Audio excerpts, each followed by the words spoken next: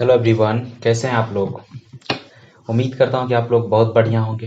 हाँ जी, सबके रिजल्ट तो आ चुके हैं, चाहे वो बिहार बोर्ड के हो या सीबीएसई बोर्ड के हो। हाँ जी, सीबीएसई वाले को तो एग्ज़ाम भी देने की ज़रूरत नहीं है, सब बड़े खुश हो रहे होंगे। हाँ, लेकिन कुछ सोचा है आगे क्या करना है आप लोगों को। अगर आप लोग में से बहुत ऐसे स्टूडेंट्स हैं जो कि पहले से मन बना के रखे हैं साइंस लेंगे आर्ट्स लेंगे, कुछ ऐसे बच्चे हैं जो सोच रहे हैं कॉमर्स लेंगे, तो बहुत सारे ऐसे बच्चे इसमें से हैं जो कि जान रहे होंगे साइंस क्या है आर्ट्स क्या है, साइंस के अंदर कौन कौन से सब्जेक्ट आते हैं और आर्ट्स के अंदर कौन कौन से सब्जेक्ट आते हैं। लेकिन एक नया सब्जेक्ट सुनने को आया होगा कि कॉमर्स। ये कॉमर्स क्या चीज़ है, किस चिड़िया का नाम है। किसी के मन में सवाल आया हो तो इसका जवाब आज इस वीडियो में क्या होगा, मिल जाएगा आप लोगों को। तो जिनकी भी इच्छा दिलचस्पी आर्ट्स और साइंस में नहीं हो रहा हो, वो कॉमर्स की तरफ अपना रुख दिखा सकते हैं। और जिनका इंटरेस्ट कॉमर्स के प्रति शुरू से है, यानी कि उसके घर में कोई हो या उनसे कोई बड़े हो जिनसे वो बार बार पूछ रहे हैं उनके बारे में, उनको अगर पहले से पता है तो वो जान ही रहे होंगे ये सब्जेक्ट होते हैं। और जो भी अगर उसमें भी कुछ कमियां होंगी दिक्कतें होंगी तो आज उनको क्या होगा पता चल जाएगा। आफ्टर 10th क्या होता है कि देखो, ये जो कॉमर्स की मैं यहाँ पे बात करने वाला हूँ, जो कॉमर्स सब्जेक्ट है वो एक तरह से फर्स्ट क्लास है। ठीक है, जैसे पहली क्लास होता है ना, उसी तरह से अगर 10th के बाद 11th की बात करें तो कॉमर्स का जो 11th क्लास है वो पहली क्लास है, जिसमें आपको कॉमर्स के हर बेसिक रूल नियम तरीके को सीखना होता है। और उनके कुछ थ्योरी के सब्जेक्ट होते हैं जिन्हें पढ़कर आप क्या होता है आगे बढ़ते हैं। ठीक है, उनके बारे में एक एक करके आज हम चर्चा करेंगे। तो चलिए यहाँ पर आगे बढ़ते हैं। तो सबसे पहले हम लोग यहाँ पर देखेंगे जो आर्ट्स और साइंस, इन दोनों में जो सब्जेक्ट होते होंगे उनका नाम तो आप लोगों ने सुना होगा। साइंस में क्या है, फिजिक्स केमिस्ट्री मैथ बायोलॉजी, और आर्ट्स में हिस्ट्री ज्योग्राफी, उसके बाद आपका इकोनॉमिक्स। ये सारे सब्जेक्ट आर्ट्स के हैं। आप लोगों ने जैसे सोशल साइंस का नाम सुना है ना, तो वही सब सब्जेक्ट होते हैं आर्ट्स के अंदर। अब कॉमर्स एक नया सब्जेक्ट है, इसके अंतर्गत क्या क्या होते हैं। ये कॉमर्स क्या है, अगर कोई हिंदी मीडियम के स्टूडेंट्स हैं तो वो कॉमर्स को हिंदी में क्या कहेंगे, कॉमर्स को हिंदी में कहेंगे वाणिज्य।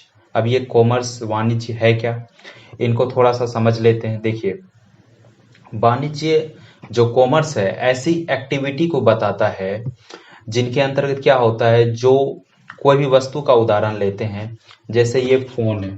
ठीक है, फोन कोई कंपनी बनाई, जिस कंपनी को उसने ये फोन बनाया और कंज्यूमर तक, जैसे मैं यूज कर रहा हूँ तो मैं कंज्यूमर हुआ तो मुझ तक पहुंचा, और इस बीच में जितने भी एक्टिविटी हुई, ठीक है, उसको बनाने से लेके बेचने तक, और इनको कितना में बेचा जाए और जितना में बेचा गया उसका रिकॉर्ड करना, प्रॉफिट कितना हुआ, इन सारे क्रियाओं का रिकॉर्ड करना, इन सारे क्रियाओं के बारे में कहाँ पढ़ते हैं हम, कॉमर्स के अंतर्गत पढ़ते हैं, जहाँ पर वस्तु और सेवाओं के बारे में पढ़ा जाता है। ये तो वस्तु हो गया, दिख रहा है, ये तो वस्तु हो गया, और कुछ ऐसे सर्विसेज होंगे, ठीक है, सेवा होंगे, तो इन सब के बारे में हम कॉमर्स के अंतर्गत पढ़ते हैं। ये एक्चुअल में हमारे रियल लाइफ से रिलेटेड सब्जेक्ट है, जो हमें अपने आप को डेवलप करने में भी क्या करता है, मदद करता है।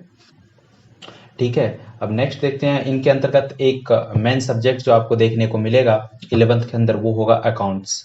ठीक है, यानी कि और उसका नाम है प्रॉपर अकाउंटेंसी, लेखा शास्त्र उसे हिंदी में कहते हैं।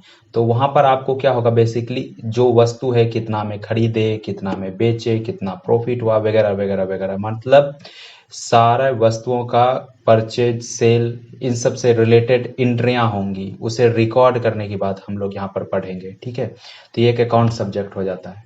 अब क्या क्या सब्जेक्ट होते हैं उसे तो हम डिटेल से भी जानने वाले हैं ही। अब देखिए, ये मेजर सब्जेक्ट जो हम लोग पढ़ेंगे 11th क्लास में, जो हम लोगों का सब्जेक्ट होगा, कहते हैं ना आखिर साइंस में ये सब्जेक्ट है, आर्ट्स में ये सब्जेक्ट है, कॉमर्स में कौन सा सब्जेक्ट है, तो कॉमर्स में हमारे पास ये सब्जेक्ट हैं। देखिए, कॉमर्स के अंतर्गत पहला जो अकाउंटेंसी है, लेखा शास्त्र, जिसके अंतर्गत हम लोग सारे वस्तुओं के प्राइस को रिकॉर्ड करेंगे। ठीक है, कि कितना में खरीदे, कितना में बेचे, कितना प्रॉफिट हुआ, कितना लॉस हुआ, वगैरह वगैरह, हर चीज का अमाउंट का लेखा जोखा इसके अंतर्गत करेंगे। ठीक है, जैसा कि नाम से ही पता चल रहा होगा, अकाउंटेंसी। अकाउंट इसमें वर्ड आता है ना, तो उससे पता चल रहा है। दूसरा सब्जेक्ट है इकोनॉमिक्स। इकोनॉमिक्स क्या होता है? ये एक तरह से डेवलपमेंट को दर्शाता है, मतलब पैसा। इकोनॉमिक्स मतलब इकोनॉमिक्स में पैसों के बारे में पढ़ेंगे, ठीक है।